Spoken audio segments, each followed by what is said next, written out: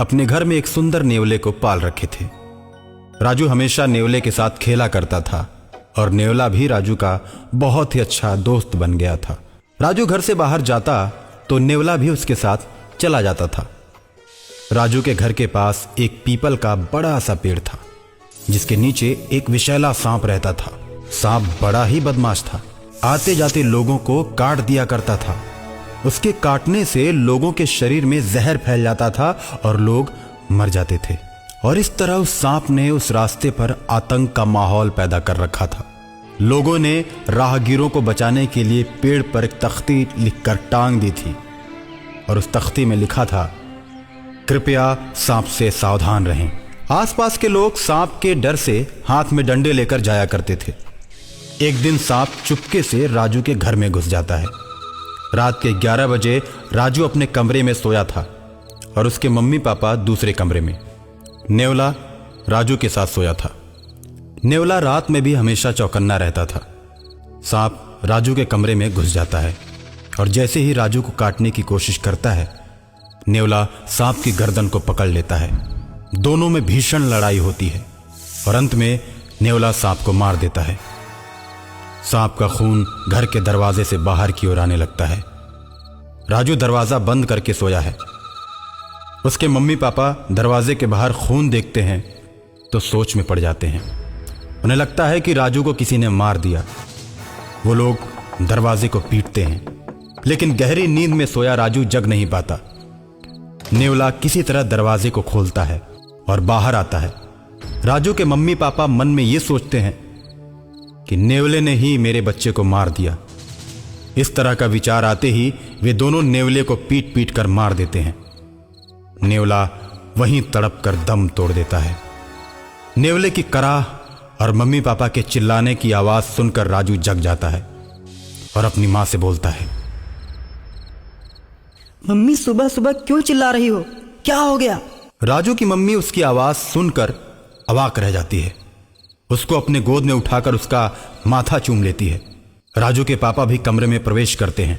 कमरे की light on करते हैं तो देखते हैं कि वहां पर सांप मरा पड़ा है और उसका खून दरवाजे के बाहर तक आया है। शालिनी, देखो ना, इधर सांप मरा पड़ा है। अरे ये तो बहुत ही विषैला सांप लग रहा है। मम्मी, मेरा नेवला कहाँ है? मैं रात को जब सोया तो ये सांप मुझे काटने के लिए आया था। नेवला भैया ने सांप को पकड़ लिया और दोनों में खूब लड़ाई हुई। मैं तो डर की वजह से सो गया, लेकिन नेवला भैया ने सांप को मार दिया और मुझे गोद में लेकर सो गए। राजू की बात को सुनकर उसके मम्मी पापा दंग रह जाते हैं और मन में सोचते हैं कि हम लोगों ने बहुत बड़ी गलती कर दी। जिसने मेरे बच्चे की जान बचाई, हमने उसी की हत्या कर दी। और मरे हुए नेवले को देखकर राजू रोने लगता है। किसने मारा मेरे दोस्त नेवले को? किसने मारा? राजू के मम्मी पापा उसकी बातों का कोई जवाब नहीं देते और अंदर ही अंदर अपने किए पर पछताते रहते हैं। ऐसे ही कई दिन बीत जाते हैं। राजू हमेशा नेवले के बारे में सोचता रहता है। रास्ते में अक्सर ही दोस्तों से अपने नेवले के बारे में बात किया करता था। अकाल मृत्यु के चलते नेवला और सांप दोनों प्रेत आत्माएं बन जाते हैं। नेवले की आत्मा हमेशा राजू के इर्द गिर्द घूमती रहती है और एक दिन रात को राजू के पास नेवले की आत्मा प्रकट होती है और राजू से कहती है, तुम्हारे मम्मी पापा ने मुझे पीट पीट कर मार डाला। इस बात का मुझे बड़ा ही दुख है। मेरी आत्मा भटकती रहती है। सांप भी अकाल मृत्यु के चलते भूत बन गया है। वो तुम पर हमला कर सकता है, लेकिन तुम मेरे अच्छे दोस्त हो, इसलिए मैं उससे तुमको बचाने के लिए हमेशा तुम्हारे साथ ही रहता हूं। राजू नेवले की आत्मा से प्रेम करने लगता है और नेवले की बात सुनकर मम्मी पापा से रूठ जाता है। जब उसे मनाने की कोशिश वो दोनों करते हैं और तरह तरह के खिलौने राजू को लाकर देते हैं। मेरे दोस्त नेवले को तुम दोनों ने पीट पीट कर मार डाला। तुम दोनों गंदे मम्मी पापा हो। अब मैं किसी से दोस्ती नहीं करूंगा। तुम मेरे दोस्तों को भी पीट पीट कर मार डालोगे। तुम हमें अकेले देखना पसंद करते हो, मेरे दोस्तों को बिल्कुल पसंद नहीं करते, इसलिए मैं भी तुम लोगों को पसंद नहीं करूंगा। जाओ, मैं तुम लोगों से बात नहीं करता। नहीं राजू, खून देखकर हमने सोचा कि नेवले ने तुम्हें मार दिया है। इस भूल में हमने गलती कर दी। नहीं राजू, मम्मी पापा को ऐसा नहीं बोलते। मैं भी जानता हूं कि तुम्हारे मम्मी पापा ने बचपन से मुझे अपने बच्चे की तरह रखा था। अनजाने में मैं मारा गया। मेरी आत्मा हमेशा तुम लोगों के साथ रहेगी। जब भी तुम्हारे ऊपर संकट आएगा, मैं तुम लोगों की मदद करता रहूंगा। और अचानक एक दिन सांप का भूत राजू को मारने के लिए आता है। राजू को अपनी पूंछ में लपेटकर हवा में उड़ जाता है। राजू मदद के लिए अपने दोस्त नेवले को याद करता है। सांप जैसे ही राजू को ऊपर ले जाकर पटकना चाहता है, नेवला वहां पहुंच जाता है और राजू को सांप के चंगुल से छुड़ा लेता है।